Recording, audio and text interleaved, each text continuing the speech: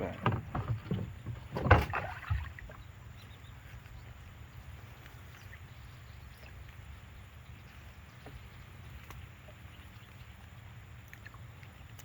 បាទបបអស់ចិត្តហើយដល់ម៉ោងបងគាត់មើលម៉ោងគាត់តែអ្នកគ្រូសាយ៉ានេះ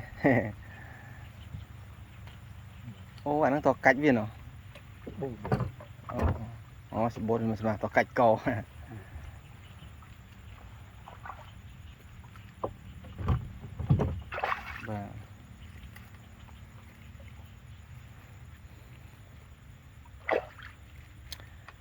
ដាក់ឲ្យអត់យើងអត់សាទុកវិញណាឬក៏មិន សាតា សាដែរណា